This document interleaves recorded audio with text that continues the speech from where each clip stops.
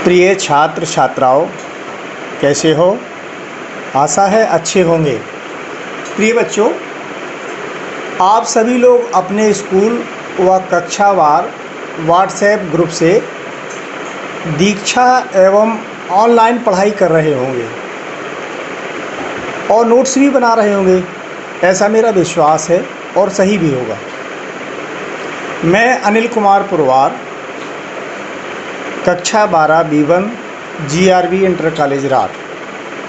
तो प्यारे बच्चों, पिछली कक्षा में आपको पढ़ाया था कन्हैयालाल मिश्र प्रभाकर जीवन का जीवन परिचय। आज उन्हीं के द्वारा रचित पाठ को अपन लोग पढ़ेंगे। तो उन्होंने जो पाठ दिया है, हमारी पाठ पुस्तक है उत्तर प्रदेश माध्यमिक शिक्षा बोर्ड के माध्यम से रावट नर्सिंग होम में के संदर्भ में यह बताऊंगा कि एक बार प्रभाकर जी बीमार हुए और मध्य प्रदेश के इंदौर शहर में उनको इलाज कराने हेतु कुछ समय वहाँ रहना पड़ा। फिर क्या हुआ, तो एक साहित्यकार खाली बैठ के क्या कर सकता है।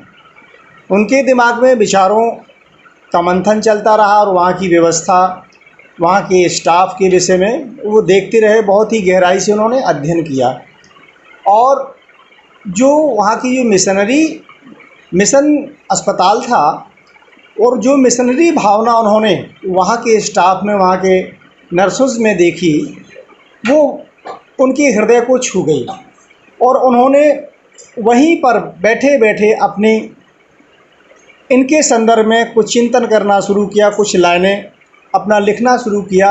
वही आगे चल के हमारी पाठ्यपुस्तक के रूप में बन गया रावट नर्सिंग होम। उसी को हम देखेंगे कि कितने समर्पित भाव से उन साधिकाओं ने, उनको हम देवी भी कह सकते हैं आज की परिस्थितियों में, जो बेचारे अपने घर परिवार से हज़ारों किलोमीटर दूर रह कर के सिर्फ कहना चाहिए सेवा करती हैं और बग़ैर बच्चे को जन्म दिए हुए ही वो मदर कहलाने लगती हैं और वात्सल्य भरे उनके हाथों से हर बीमार को वो अपना स्नेह का स्पर्श दे करके स्वस्थ कर देती हैं। ये वहाँ की उनकी कोमल भावनाओं को हमारे कन्हैयालाल मिश्र प्रभाकर जी ने बड़े गहराई से समझा। उन्हीं के संदर्भ में आज के इस महामारी के दौर में, जो कोरोना नामक महामारी पूरे विश्व में फैली हुई है, आज तो ये विषय बहुत ही समीचीन है, समय के अनुसार बहुत महत्व रखता है। तो आज हम उसकी महत्ता को समझेंगे। तो संसार के सभी डॉक्टर्स, नर्स व हमारे सफाई कर्मी अपनी जान को जोखिम में डाल के और कई कई दिनों तक अपने परिवार व बच्चों से दूर रह कर के हमारी अहरनिश सेवा कर रहे हैं और स्वयं कहना चाहिए उस महामारी के शिकार भी हो रहे हैं, अपने जीवन को भी संकट में डाल रहे हैं। तो ऐसे उन साधकों को, उन कहना चाहिए सृजन सेनानियों को हम हृदय से नमन करते हैं और बच्चों की तरह हम उन बीमार लोगों की सेवा करते हैं, जो कि वाक़ई काबिले तारीफ़ है। इसको ना तो पैसे से तोला जा सकता है, ना धन दौलत से, ना पद और प्रतिष्ठा से। ये तो सिर्फ दिल में उठने वाली उमंग और भावना है। सच्चे अर्थों में यही आज के ज़माने के जीवित देवी और देवता हैं। उनके चरणों में पुनः हमारा नमन। तो प्यारे बच्चों, अब हम और आप अपने पाठ की ओर अग्रसर होंगे, रावट नर्सिंग होम की ओर। तो ध्यान से अब आप उसको समझेंगे और प्रश्नोत्तरी अपने तैयार करते जाएंगे। जो जो चीज़ आपको समझ में आती जाएँ, अपने नोट्स भी बनाते जाएंगे। तो ध्यान से सुने, Robert nursing home. Robert nursing home में कल तक जिनका अतिथि था, मतलब जिनका मेहमान था, आज उनका परिचारक हो गया, क्योंकि मेरी अतिथेया अचानक रोग की लपेट में आ गई और उन्हें इंदौर के रावट नर्सिंग होम में लाना पड़ा। यह है सितंबर 1951 की बात। रोग का आघात पूरे बेग में, परिणाम कपकपाता और वातावरण चिंता से घिरा कि हम सब सुस्त। तभी मैंने चौंक कर देखा कि अपने विशिष्ट धवल वेश में आच्छादित एक नारी कमरे में आ गई। अब ये जो शब्द किया है विशिष्ट धवल वेश में, बिल्कुल करें जी क्लिष्ट हिंदी का तत्सम प्रधान शब्दों को इसमें लिया गया है। धवल माने सफ़ेद, वेश माने अपनी पोशाक या नर्सिंग होम की ड्रेस, आच्छादित माने ढकी हुई। नारी कमरे में आ गई। देह उनकी कोई 45 बसंत देखी होगी, अर्थात 45 वर्ष की होंगी। वर्ण हिम श्वेत, वर्ण माने उनका रंग, हिम माने सफ़ेद, मतलब जनाब बर्फ़ की तरह ठंडा और सफ़ेद। पर अरुणोदय, अरुणोदय माने सूर्य जैसे सुबह निकलता है। रेखाओं से अनुरंजित, कद लंबा और सुता सधा, उनसे मतलब जो लाल चेहरा, लंबा मुँह अच्छा नहीं लगता। बीमार के पास लंबा मुँह नहीं। आते ही उन्होंने कहा, भाषा सुथरी, उच्चारण साफ और स्वर आदेश का, पर आदेश ना अधिनायक का ना अधिकारी का, पूर्णतया माँ का, जैसे माँ डांटती है और अधिकार के साथ कहती है, जिसका आरंभ होता है शिकंजे से। जैसे छोटा बच्चा दौड़ता है, शैतानी करता है, तो माँ उसको पकड़ती है और अपने पकड़ करके अपनी उसका रख लेती है, और अंत में उसका अंत कहाँ होता है? उसकी गोद में, लाड़ से दुलार से उसको अपने पास लिटा लेती है। हाँ, वह माँ ही थी।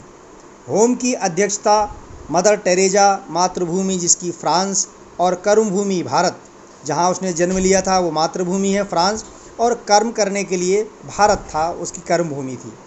उभरती तरुणाई अर्थात युवावस्था की तरफ बढ़ रही थी। वे उम्र के इस ढलाव तक रोगियों की सेवा में लवलीन। यही काम, यही धाम, यही राग, यही चाव, बस यही।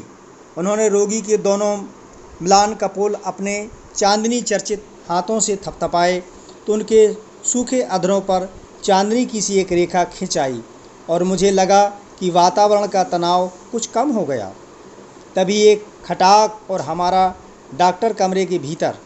मदर ने उसे देखते ही कहा, डॉक्टर, तुम्हारा बीमार हंस रहा है। हाँ मदर, तुम हंसी बिखेरती जो हो। डॉक्टर ने अपने जाने कितने अनुभव यों एक ही वाक्य में गूँथ दिए। मैंने भावना से अभिभूत हो सोचा, तो बिना प्रसव किए ही माँ बन सकती है।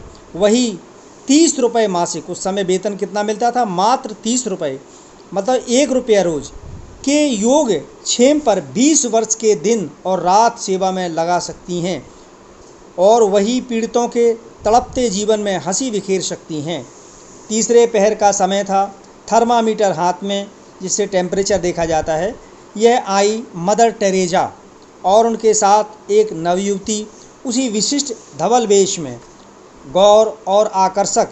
हाँ, गौर और आकर्षक, पर उसके स्वरूप का चित्रण करने में ये दोनों ही शब्द असफल। यूँ कहकर उसके आसपास आ पाऊँगा कि शायद चांदनी को दूध में घोलकर ब्रह्मा ने उसका निर्माण किया हो। रूप और स्वरूप का एक दैवी सांचा सी वह लड़की। नाम उसका था क्रिस्टहेल्ड और जन्मभूमि थी जर्मनी। फ्रांस की पुत्री मदर टेरेजा और जर्मनी की दुहिता, मतलब वहाँ की बालिका क्रिस्टहेल्ड, एक साथ, एक रूप, एक ध्येय, एक रस। सबका ध्येय क्या था? सेवा करना। और एक सा रूप था उनका माता का। तुम्हारा देश महान है।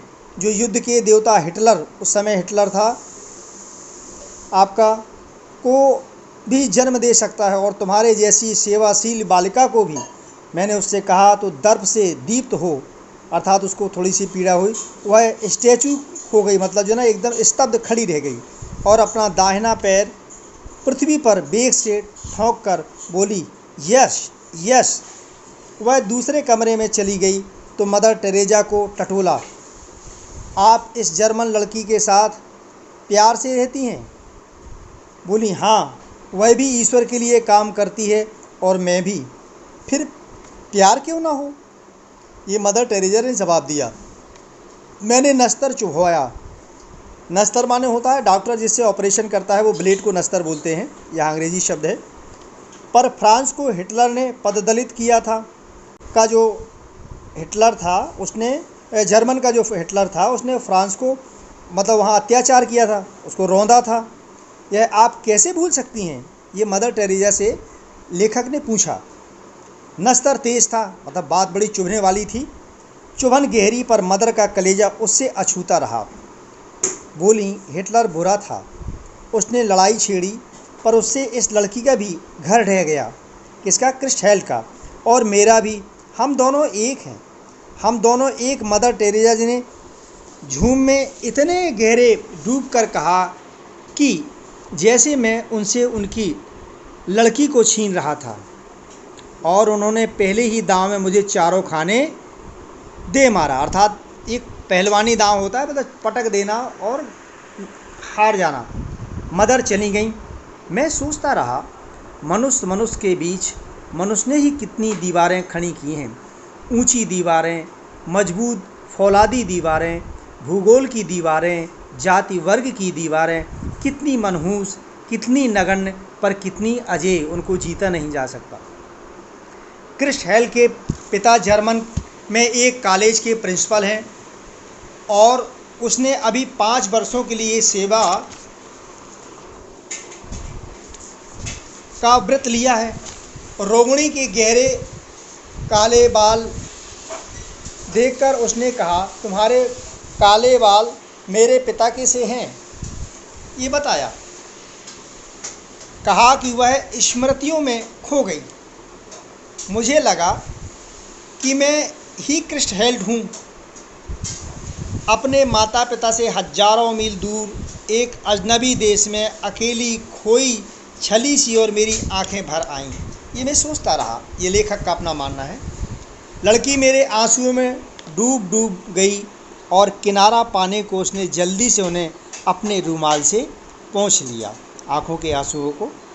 उसकी सदा हंसती आंखें शम नरम हो गईं, पर जरा भी नम नहीं। मैंने पूछा, घर से चलते समय रोई थी तुम? उसका भोला उत्तर था, ना, माँ बहुत रोई थी। फटी आंखें कुछ देर में उसने देखता रहा, तब कुछ बिस्किट उसे भेंट किए।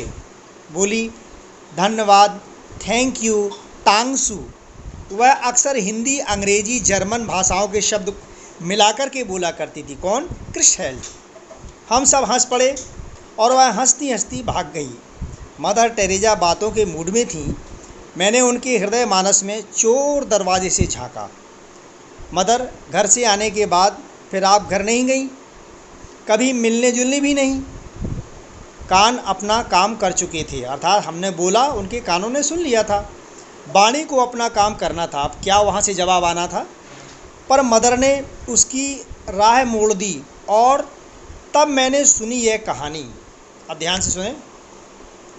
कई वर्ष हुए, फ्रांस में विश्व भर के पूजा ग्रहों का एक सम्मेलन हुआ, जिसे हम विश्व धर्म सम्मेलन के नाम से भी जानते हैं। भारत की 2 मदर भी प्रतिनिधि होकर उस सम्मेलन में गईं। वे फ्रांस की ही थीं। उनके माता पिता फ्रांस में ही थे। उन्हें पता था कि वर्षों बाद हमारी पुत्रियां आ रही हैं। दोनों माताएं अपनी पुत्रियों का स्वागत करने जहाज़ पर आईं। विचित्र बात यह हुई कि वे दोनों अपनी पुत्रियों को पहचान न पाईं, क्योंकि एक सी ड्रेस थी, और आपस में कहती रहीं कि तुम्हारी बेटी कौन सी है। अंत में उनका नाम पूछा, तब गले से मिली, तब नाम से पहचान पाई। कहानी पूरी हुई तो कई प्रश्न उठे, पर मदर टेरेसा उठते ना उठते भाग गईं। निश्चय ही उन दोनों अनपहचानी पुत्रियों में से एक वे स्वयं थीं। बस इतना ही एक दिन में उनसे और कहला सका। घर से बहुत चिट्ठी आती है, तो मैं यहाँ के किसी स्थान का फ़ोटो भेज देती हूँ। रोग पूरे उभार पर था, रोगी के लिए असह्य, मतलब पीड़ादायक। मदर टेरेसा ने कहा, तुम्हारे लिए आज विनती करूँगी। उनका चेहरा उस समय भक्ति की श्रद्धा से प्रोद भाषित हो रहा था, दिखाई दे रहा था उनके चेहरे में भक्ति की भावना। अर्थात उन्होंने कहा कि हम अपने गॉड से प्रेयर करेंगे। रोगी ने कहा, कल भी करना मदर। मदर के स्वर में मिश्री ही मिश्री, पर मिश्री कूजे की थी, जो मिठास तो तुरंत देती थी, परंतु घुलती तुरंत नहीं।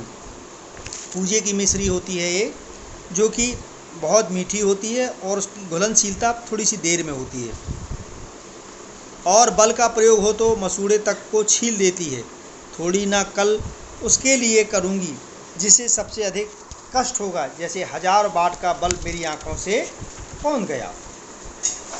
मैंने बहुतों को रूप से पाते देखा था, बहुतों को धन से, गुणों से भी बहुतों को पाते देखा था, पर मानवता के आंगन में समर्पण और प्राप्ति का यह अद्भुत सौम्य स्वरूप आज अपनी ही आँखों देखा कि कोई अपनी पीड़ा से किसी को पाए और किसी का उत्सर्ग सदा किसी की पीड़ा के लिए ही सुरक्षित रहेगा, अर्थात अपने सुख को भूल करके दूसरों के दुखों को अपना दुख समझ करके उसके लिए रात दिन सेवा करना, ये भाव उन्होंने देखा। लेखक ने ऊपर के बरामदे में खड़े खड़े मैंने एक जादू की पुड़िया देखी।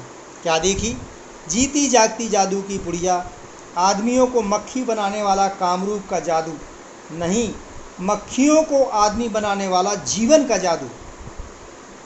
होम की सबसे बुढ़िया मदर मार्गेट, कद इतना नाटा कि उन्हें गुड़िया कहा जा सके, पर उनकी चाल में गजब की चुस्ती, कदम में फुर्ती और व्यवहार में मस्ती।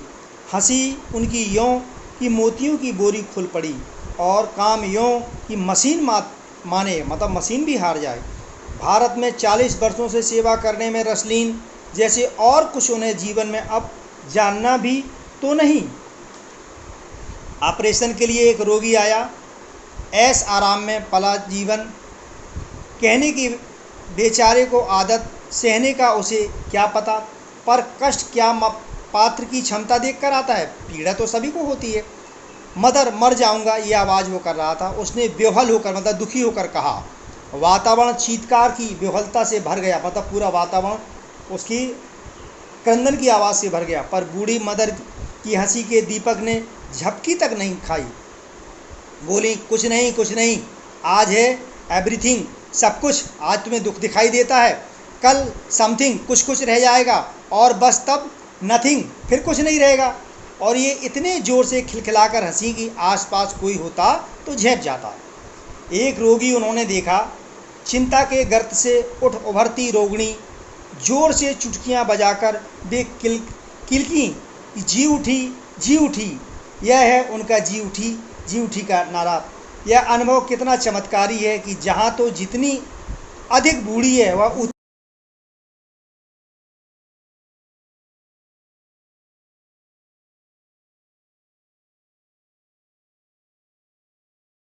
सेवा निरत जीवन की, अपने विश्वासों के साथ एकाग्र जीवन की, भाषा के भेद रहेंगे भी, पर यह ज्योत विश्व की सर्वोत्तम ज्योत है। सिस्टर क्रिस्ट हेल का तबादला हो गया, अब वह धानी के भील सेवा केंद्र में काम करेंगी। ओह, उस जंगली जीवन में यह कर्पूरी का, मतलब कपूर के समान, मतलब जो ना, एक कपूर को आप जानते ही हैं, देखने में कहना जी बड़ा शीतल, सुगंधित और सफ़ेद रंग का होता है, पर कर्पूर का तो इस प्रकार से मदर थी। तो अपने क्रिस्टेल्ट सौरव में इतनी लीन है कि उसे स्वर्ग के अतिरिक्त और कुछ दिखता ही नहीं और सूझता ही नहीं। वह हम लोगों को मिलने आई, हंसती खिलती और बिखरती और फुदकती। यहाँ से जाने का उसे विषाद नहीं, एक एक नई जगह देखने का भाव उसके रोम रोम में, पर मुझे उसका जाना कचोट सा रहा था। वह दूसरे रोगियों से मिलने चली गई। इधर उधर आते जाते वह 2-3 बार कमरे के बाहर से निकली, पर फिर एक बार भी उसने उधर नहीं झांका। मैंने अपने से कहा, कोई लाख उसे किसी में नहीं उलझना है। और तब सिस्टर क्रिस्ट हेल्ड का सच यह है कि सिस्टर मदर वर्ग का निसंग, निर्लिप्त, निर्द्वंद जीवन पूरी तरह मेरे मानस चक्षुओं में, अर्थात मेरी आँखों में, मनुष्य की जो आँखें होती हैं, में समा गया। उनके वो चित्र हमारे आँखों में खिंच गए। और फिर मैंने आप कहा, मतलब अपने आप से कहा, सिस्टर क्रिस्ट हेल्ड, हम भारतवासी गीता को कंठ में रखकर धनी हुए, पर तुम उसे जीवन में ले कृतार्थ हुई। अर्थात हम भारतवासी गीता का पाठ करते हैं, गीता का चिंतन करते हैं, गीता के सिद्धांतों को मानने की कोशिश करते हैं, मगर हम उतना नहीं कर पाते। मगर आपका जीवन ही कर्म रूपी गीता है। इस पाठ से कन्हैयालाल मिश्र प्रभाकर जी ने ये शिक्षा देने की कोशिश की, बहुत ही अच्छे सार्थक शब्दों का प्रयोग किया। और एक कहना चाहिए, आज के समाज में हमारे कहना चाहिए जो सेवाभावी लोग हैं, कितने समर्पित भाव से सेवा करते हो, हम उनकी उतनी कद्र नहीं करते, उतना सम्मान नहीं देते। इस पाठ से हमको ये शिक्षा मिलती है कि हमें इन सेवाभावियों के प्रति सच्चे मायने में कृतज्ञ होना चाहिए और उनको ईश्वर के बाद उनका रूप आता है, वही भाव से उनके दर्शन करना चाहिए। धन्यवाद। हाँ प्रिय बच्चों, हमने जो पाठ पढ़ा दिया है, अभ्यास प्रश्न के साथ साथ हमने उसके उत्तर की भी पूरी श्रृंखला बना दी है। तो कृपया आप PDF में उसको देख लेना और अपने नोट्स तैयार कर लेना। ठीक है, धन्यवाद।